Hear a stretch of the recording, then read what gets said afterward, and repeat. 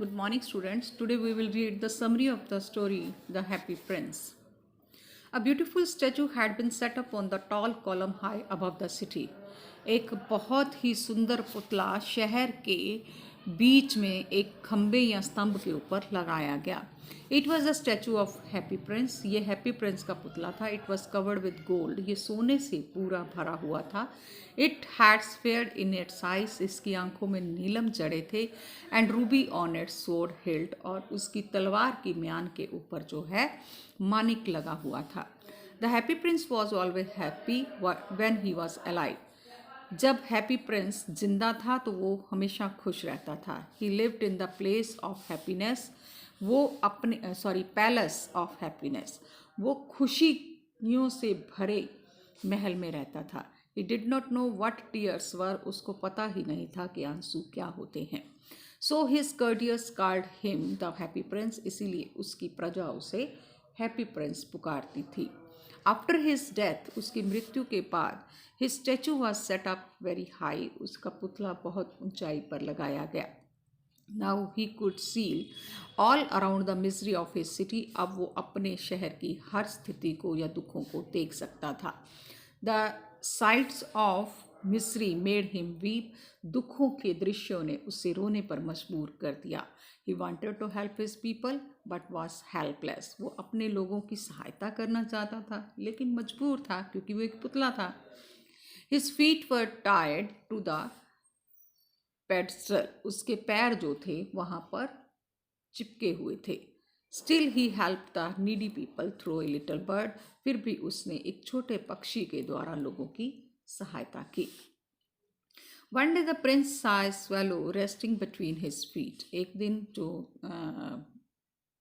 Happy Prince था, राजकुमार जो था, उसने अपने पैरों में एक पक्षी को आराम करते देखा. He told the swallow that there was a poor house far away in a street. उसने उस पक्षी से कहा कि यहाँ पर एक गली में एक गरीब घर है.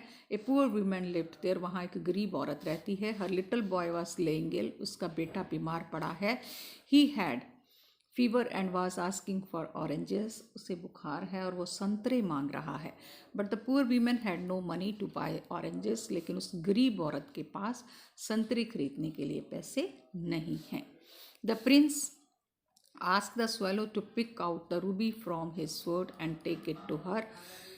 राजकुमार ने उस पक्षी से कहा कि तुम एक नीलम मेरी आंख से उतारो. मेरी एक मानिक जो है वो मेरी तलवार से उतार कर उसे दे आओ. The swallow did it. swallow ने ऐसा ही किया. as it was asked the swallow to told. जैसे ही उस पक्षी को कहा गया था उसने वैसे ही किया. And laid the ruby besides the poor woman.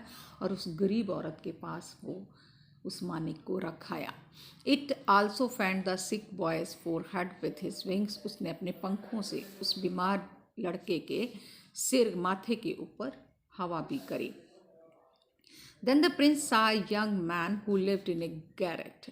फिर उसने एक नौजवान लड़के को देखा जो कि अंधेरे कमरे में बैठा हुआ था. The young man was writing a play. वो नौजवान एक प्ले यानी नाटक लिख रहा था. But it was so cold that he couldn't right any more. लेकिन इतनी ज़्यादा ठंड थी कि वो लिख नहीं पा रहा था. He had no firewood to keep himself warm. उसके पास जलाने के लिए लकड़ी भी नहीं थी जो उसे गर्म रखती. The young man the swallow began to weep. और ये देखकर जो swallow था वो उसने रोना शुरू कर दिया.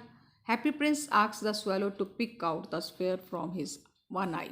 कहते कि हैप्पी प्रिंस ने कहा कि तुम मेरी एक आंख से एक नीलम निकाल लो and give it to the young boy man. और उस नौजवान को दे आओ. It didn't want to make the happy prince blind in one eye. The swallow began to weep. जो पक्षी था उसने रोना शुरू कर दिया क्योंकि वो उसको अंधा नहीं बनाना चाहता था.